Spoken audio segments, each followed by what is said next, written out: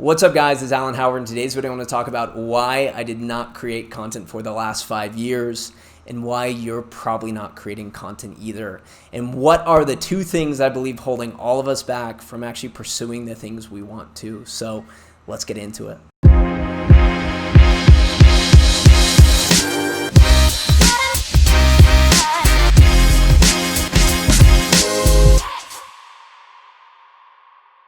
So the first thing that I realized over this journey, I left my job about 4 years ago to really start traveling full-time around the world. And at the beginning of doing that, I really wanted to create content. I wanted to document my experience going around the world, leaving my job, all of this.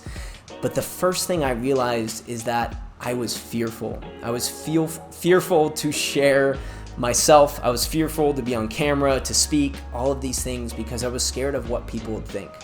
Maybe people would think I'm stupid. Maybe people think I don't sound intelligent when I talk. I don't really have much to talk about. All of these different fears, and that fear really held me back, I would say, for the first 2 years of my journey.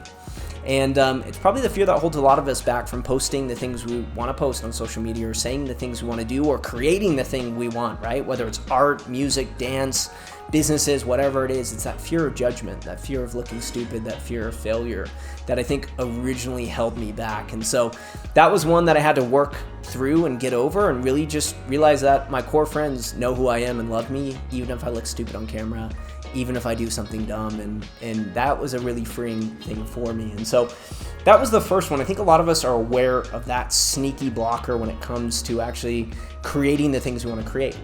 But what I realized over the last 2 years is there's been a second blocker, and this one's more sneaky and really more powerful, and that is most of us don't share the things we want to share because we don't feel like we know exactly what it is. We don't feel like we know the exact right path. And so in this example I'm giving you about video, I didn't know exactly what I wanted to talk about. Everyone tells me I work in marketing. I hear people in marketing all the time say, you need to know your customer persona.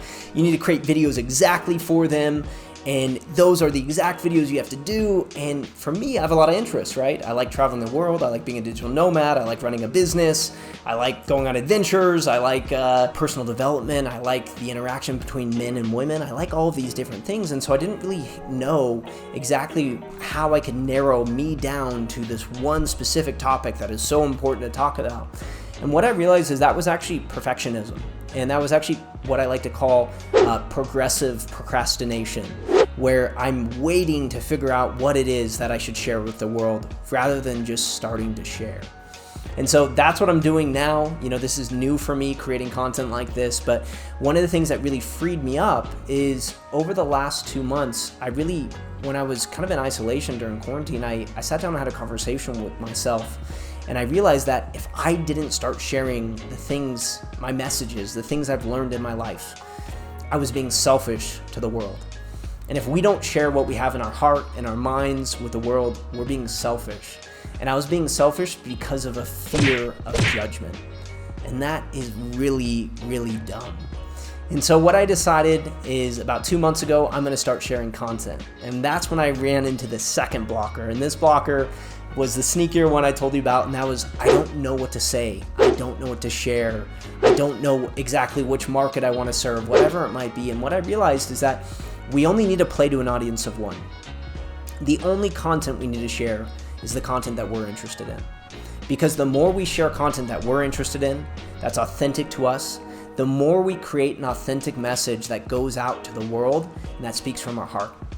And once I realized I didn't need to create content for people to like. I didn't need to create content that I thought people would like. I just needed to create content that I liked. It completely freed me up. And so this process has been cool. I've still been nervous. This is new for me, creating content. But what I've realized is that the more we share our authentic ideas, our authentic gifts, the more that we're able to actually impact people around us, and the more people we have around us who authentically love us and not a version of ourselves. And so my barometer for success in sharing content, the only barometer I have is actually creating content that I like. It's completely freed me to create content. 1 week I have a video on helping in the poor areas of Colombia. Another week I have a video on doing a hike with my friends.